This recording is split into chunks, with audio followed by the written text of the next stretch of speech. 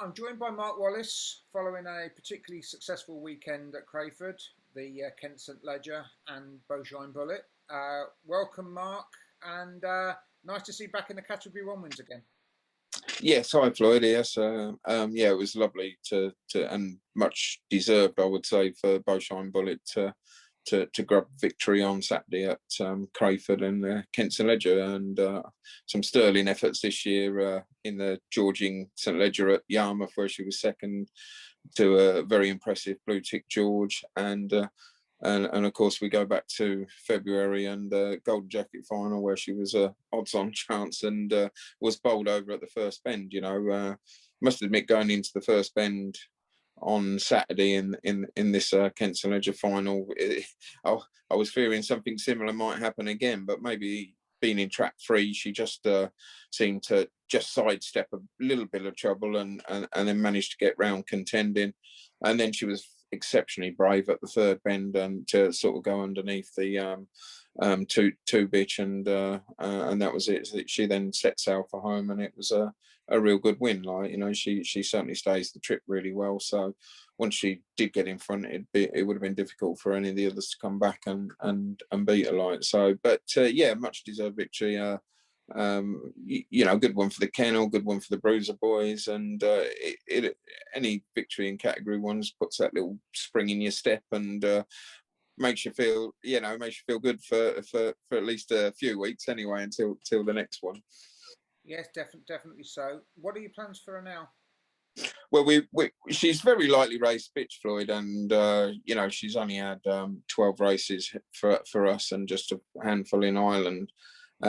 She's won 10 of those 12 races, and she's 2.5 now. So we're quite happy to give her a real busy campaign. She's that kind of bitch anyway. She's a real live wire, and we've entered her for the 712 competition at Toaster, and that starts on Friday. She's in great form. She's come out the race really well, and the final is on the final of the 712 is Derby final night, which would be great seeing these supporting finals and good ones, but I'm sure it'd be a strong entry. Literally the week after the Regency starts at Hove, and I did have to double check with Hove that they would be okay to take an entry without a dog having a look round there. So and they said that they hadn't got a problem with it, especially in the long distance races and whatever. Maybe different for a sprint or a puppy or something. You would want them to have a look, but these players, they're quite good at adapting straight away. And I didn't want that to be a problem when we wanted to enter her, because there's only a week's gap from the final at Toaster until the Regency starts, but they haven't got a problem with it. So she'll go hopefully straight from Toaster to the Regency. So that's it's a busy few weeks. Crayford, Toast, couple of runs at Toast, and then to the Regency, and I'm sure she'll be one of the leading runners for the Regency. Next one, I obviously have to ask you about Iams Royale. Didn't get to run in the King Kane Memorial Marathon, but hopefully in line for the Durando.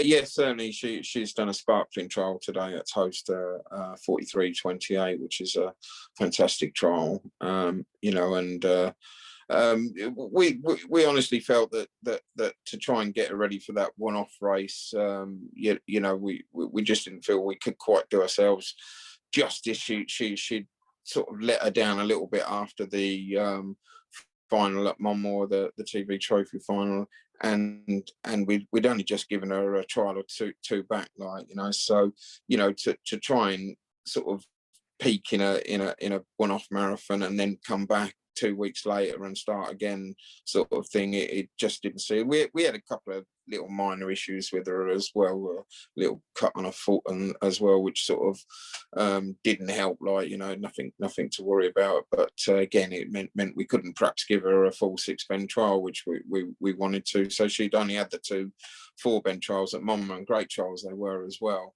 and then an excellent trial at Toaster today. I'd say she was only 80% for today.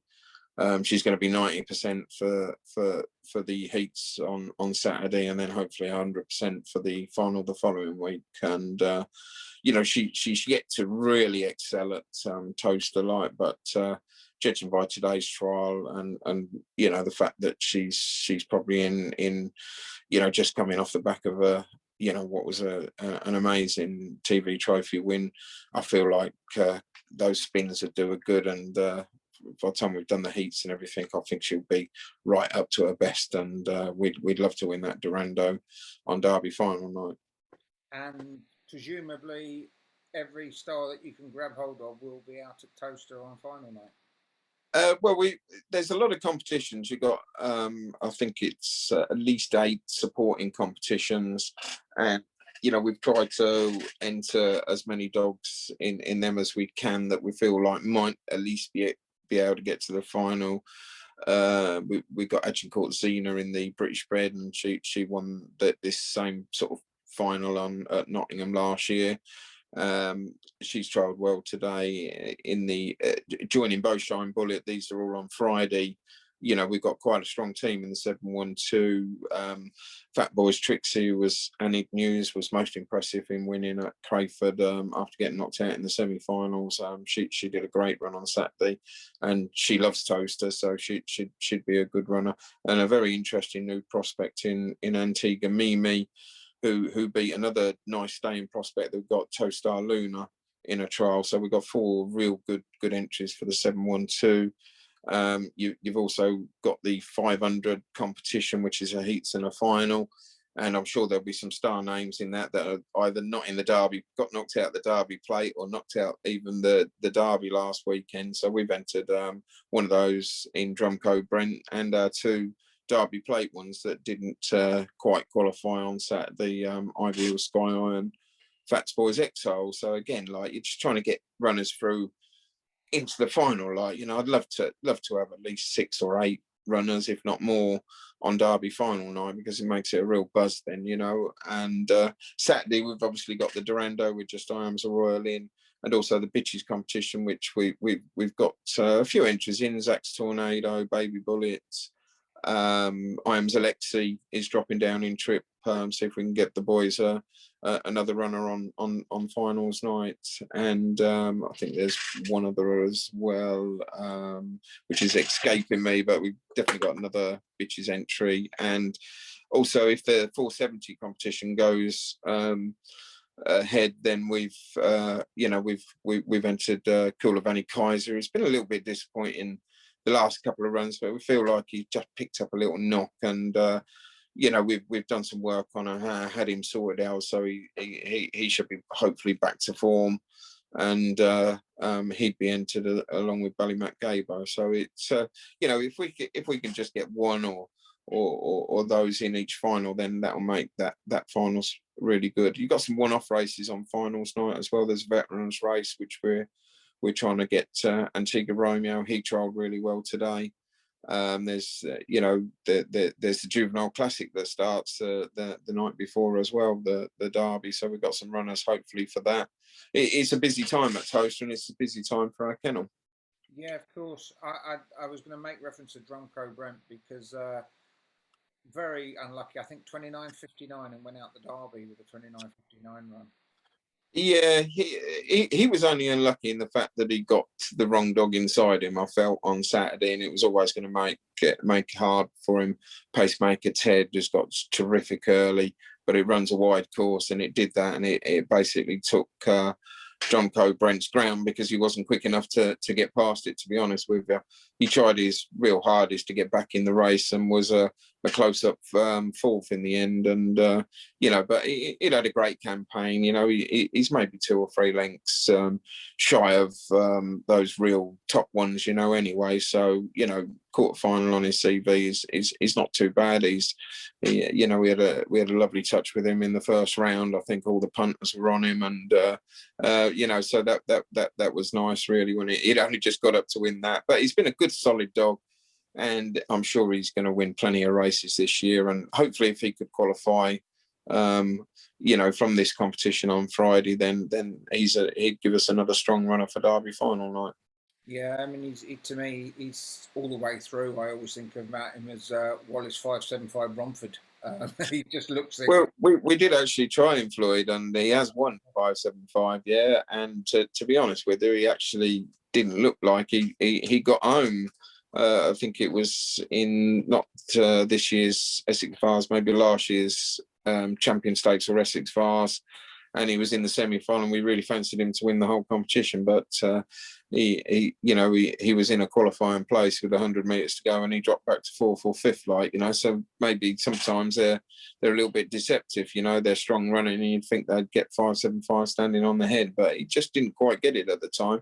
Whether we go back and try him again, as he's that bit older and more experienced, maybe he certainly run the track well. So, but equally, we're looking at the Sussex Cup, which he won a round of last year, and seems to run hove quite well. That seems to be up his street. So, as I say, he just needs to find 2 or 3 more lengths if he's going to really challenge the best 4 bend runners in the country. But still a good solid dog.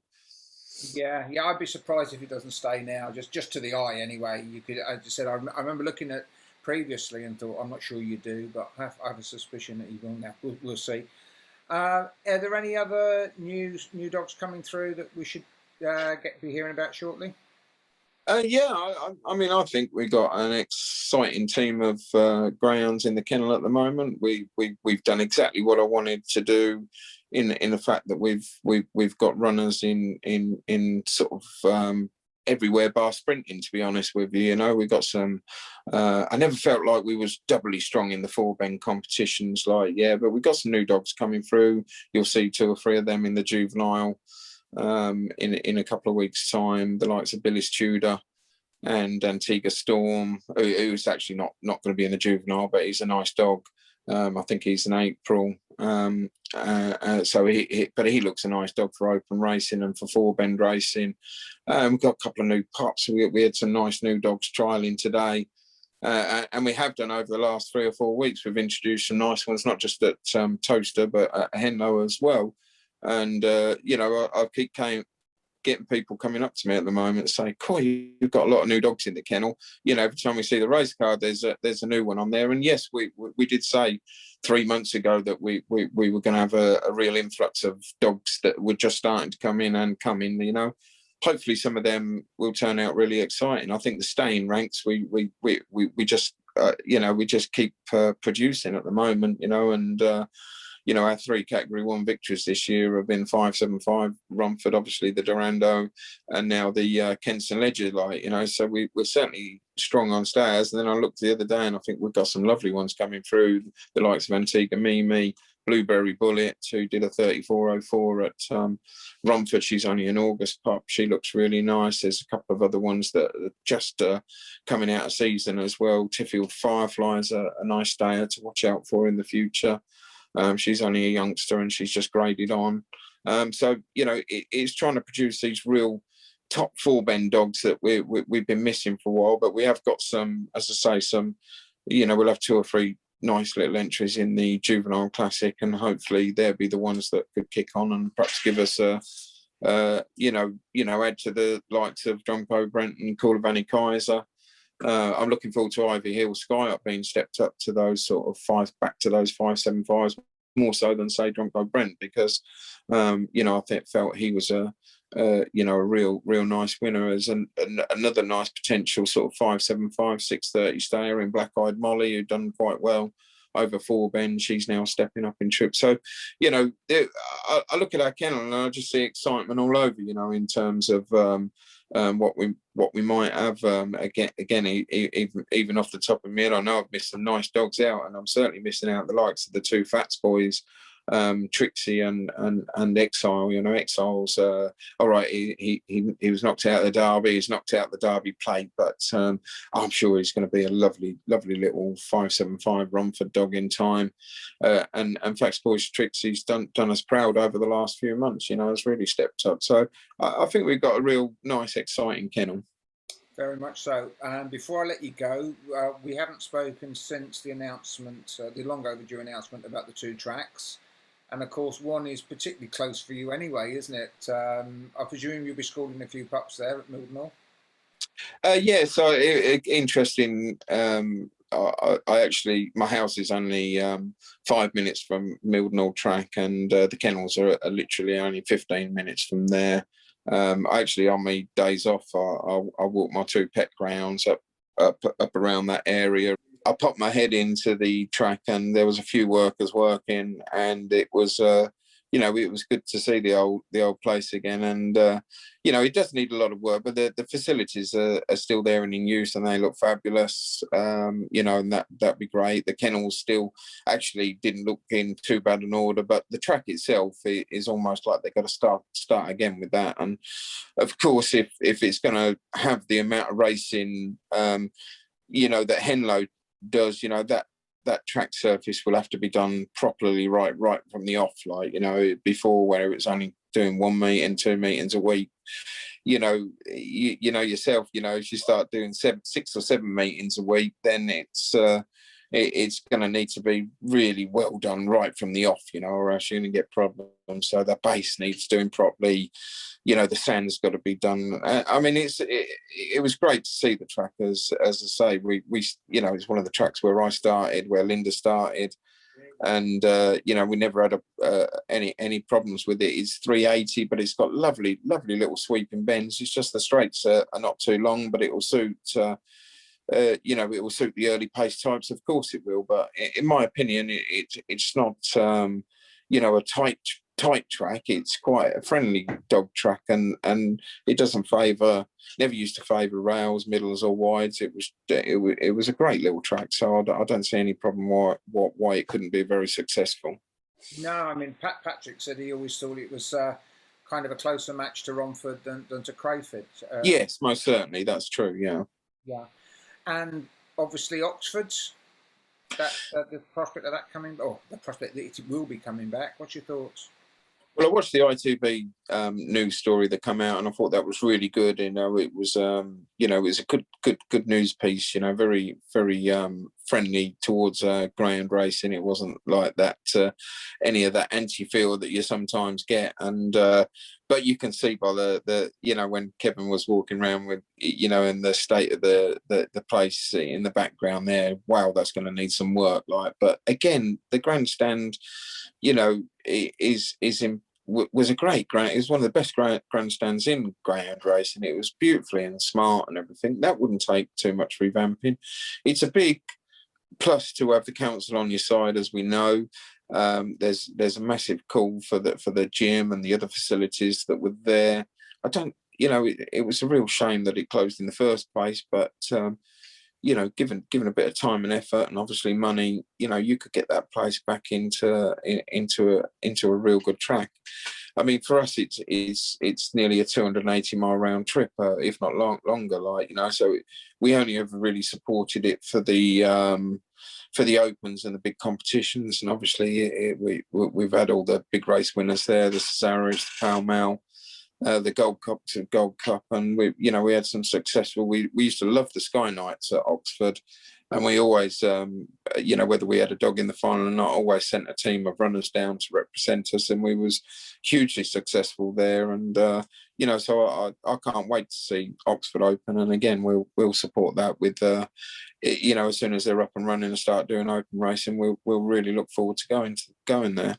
Yeah, it's the thing that occurs to me about it is it's nice to have one of those kind of intermediate tracks. You've got a kind of a toast as a 500-meter course, a bit like Hove, some of the others, Sheffield. But it's good to get another of those sort of 450-meter tracks back, isn't it? That suits a particular kind of dog that we've been running a little bit low on. We lost Milton Keynes was another one that similar kind of distance. Peterborough was gone. Yeah. No, it does. It was perfect for those sort of 4.8 dogs that just got 480 sort of thing. Even the sprinters, could sometimes just get that 450 round there as well. But you still have to win the competitions. You had to add a top dog there. If you look back at the Pall Mall winners and the Cesarewitch winners, they were all top, multi-winning Category 1 dogs. You know, you couldn't, you know, it was a good strong quality of open racing there, which yeah, we'd love to see all that back. That would you know, we know ourselves, like, you know, if we can get more open racing, we've said it a million times, that those famous words, you know, for top racing, breeders will breed. You know, that they're not going to breed if we just got a staple diet of graded racing. You know, so you know, we have to keep that top end up. Kevin's doing a fabulous job at Toaster in trying to do that, and hopefully, you know, that will be in the plans for Oxford. You know, we know Mildnall's going to serve a purpose, and it's a good little purpose, and certainly a safe one.